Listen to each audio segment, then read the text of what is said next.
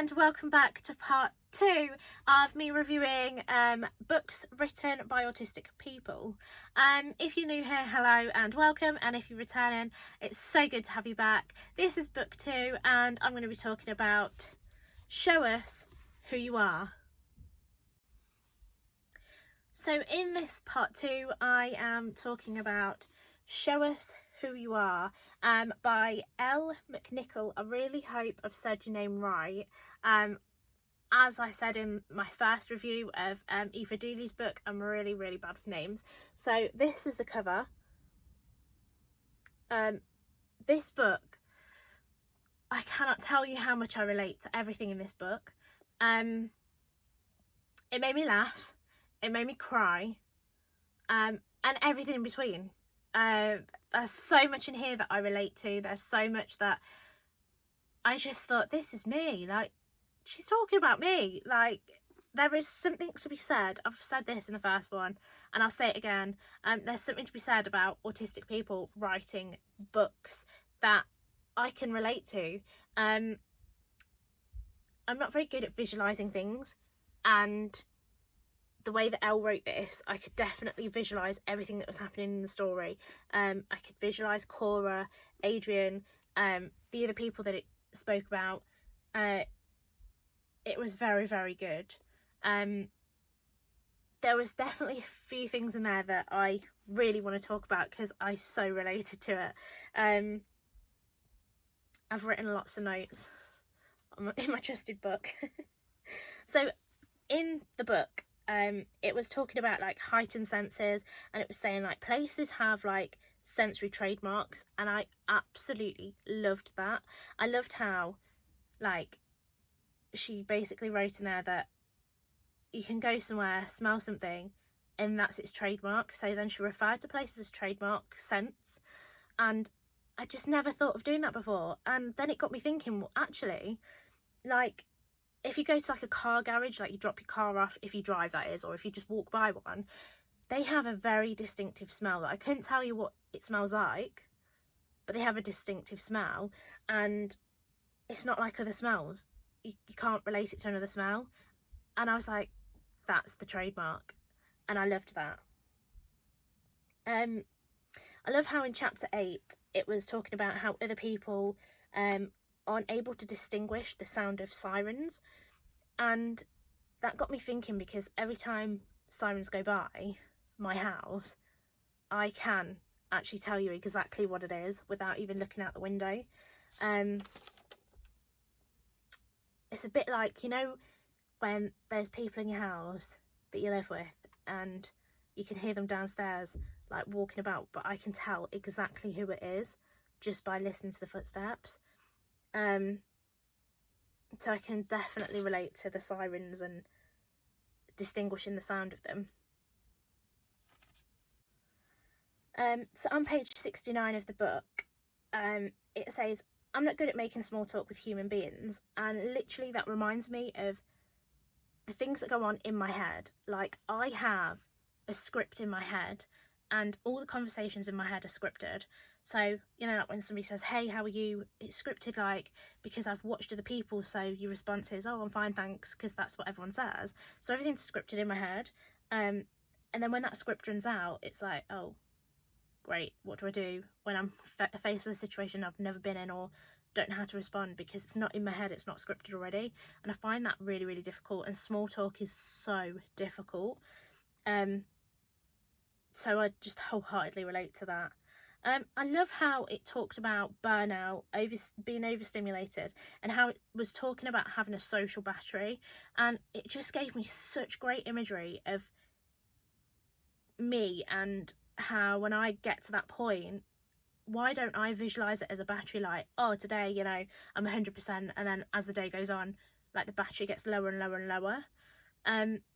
So it gave me great visualisation for that and that concept, so that I can kind of tell in myself, well, hang on a minute, I need a break, or, you know, I need to do things a little bit differently because I'm getting a bit too low too quickly, all that sort of thing. So I thought that was really good.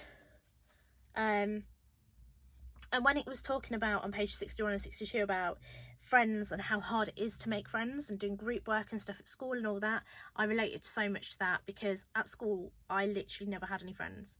I was always that person who kind of was the chameleon, tried to fit in with everyone and tried to fit in with every single friendship group. So I didn't really have, I would say I didn't really have friends.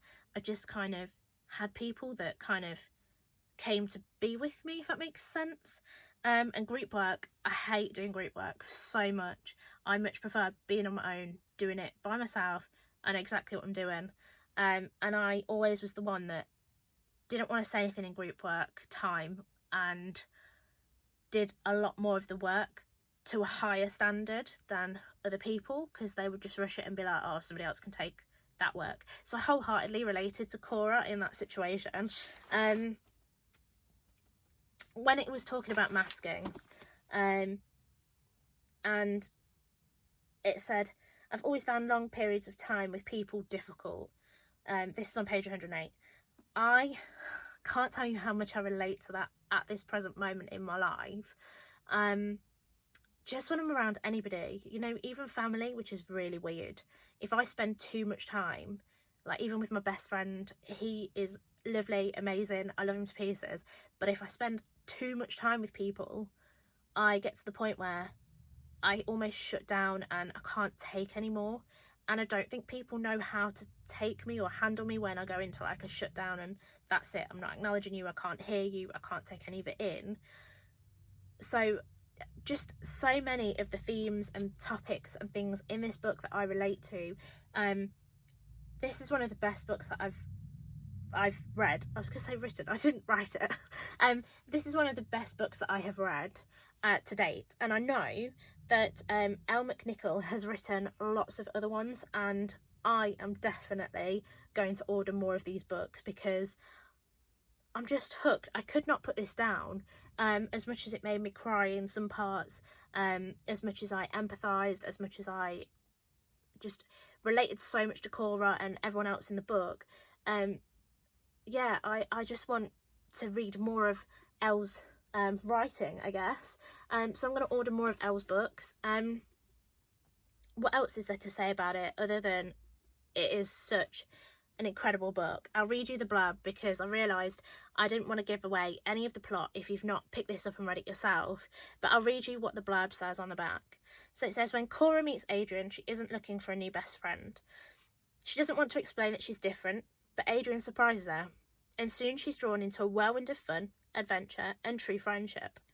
And in the world of mystery of the mysterious Pomegranate Institute, Cora becomes captivated by Pomegranate's hologram technology that can bring people back to life, but there are secrets lurking beneath the surface that threaten everything she knows to be true. Can Cora fight to make her voice heard and not lose sight of herself? This is incredible. It says praise for a kind of spark. I know that she's the author of A Kind of Spark, and I have seen great reviews for that. I'm going to order that too and read that because I'm very excited to read more from Elle. If you haven't and you'd like to, I'm going to link this in the description box below so you can go and purchase it. I'm going to link Elle's social medias in the comment box below as well, so you can go follow her, say hello, and just tell her how wonderful her books are, and this book if you've read it. And that's all for this review of book number 2, Show Us Who You Are. Stick around for book number 3 and 4 coming really soon.